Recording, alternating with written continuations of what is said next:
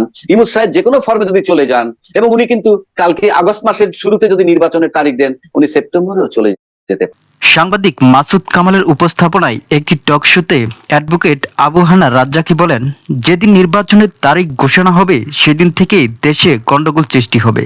সুতরাং ইউনূস সাহেব যদি আগামী ৫-৭ দিনের মধ্যে নির্বাচনের তারিখ দেয়, গন্ডগোল আগামী ৫-৭ দিনের মধ্যে রওনা দিতে পারে, শুরু হইতে পারে। যদি ৩ মাস পরে দেন, তাহলে ৩ মাস পরে গন্ডগোল হবে, এ ব্যাপারে আমার কোনো ডাউট নাই। এবং এতে লাভ কার?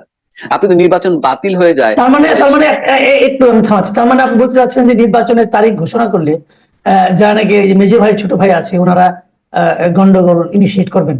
হ্যাঁ, ডেফিনেটলি। কারণ তারা তো বলতেছে আমরা সংখ্যানুপাতে চাই, তারা তো বলতেছে আমরা সংস্কার, জুলাই চার্টার বিচার চাই। এটা তো আমার বানানো না। আবু হানা রাজ্জাকী বড় ভাই খ্যাত দিয়ে বিএনপিকে উদ্দেশ্য করে বলেন, যদি ইউনূস সরকার চলে যায় তাহলে বড় ভাইদেরই ক্ষতি হবে। কার কাছে ক্ষমতাটা দিবেন?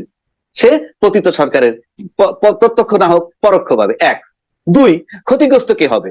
নির্বাচন যদি বানচাল হয়, পরোক্ষভাবে যদি পতিত সরকারের কোন লোক এসে টেক ওভার করে এবং ২-৩ বছর কাটাইয়া দেয়, তাহলে যারা নির্বাচন করলেই বিজয় লাভ করবে বড় ভাইরা, তাদের লোকসান হয়ে যাবে।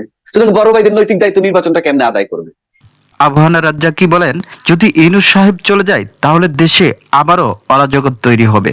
তবে আরেকটা কথা আমি আপনাকে বলি, যে কোনো গন্ডগোলের মাধ্যমে কোনো কারণে যদি ইউনূস সাহেব চলে যায়, তাহলে কিন্তু বাংলাদেশে পরবর্তীকালে নির্বাচন হবে কি হবে না, কিংবা হলে কি না হলেই কি, এবং এখানে মারামারি কাটাকাটি হলেই কি, আমার কাছে মনে হয় না কোনো শক্তি তাকায় দেবে। ইউনূস সাহেব চলে যাওয়ার পর কিন্তু কেউ কারো দিকে তাকায় দেখবে না। কারণ যে শক্তিটার কাছে প্রথম নৈতিক হিসাব হইলো ইউনূস সাহেবের রিমুভাল দরকার, সেই ইউনূস সাহেব চলে গেলে কিন্তু আজকে যারা ইউনূস সাহেবরে নির্বাচনের নামে সরানোর জন্য যারা চিন্তা করতেছেন, সেই ইউনূস সাহেব যে কোনো ভাবেই যদি সরে যায়, নির্বাচন ছাড়াও আপনি নির্বাচন অনিশ্চিত হইলেও ওই শক্তি আপনাদের দিকে ফিরে তাকাবেন। আপনি বলতে চাচ্ছেন ইউনূস সাহেব চলে গেলে দেশে একটা অরাজক পরিস্থিতি তৈরি হবে?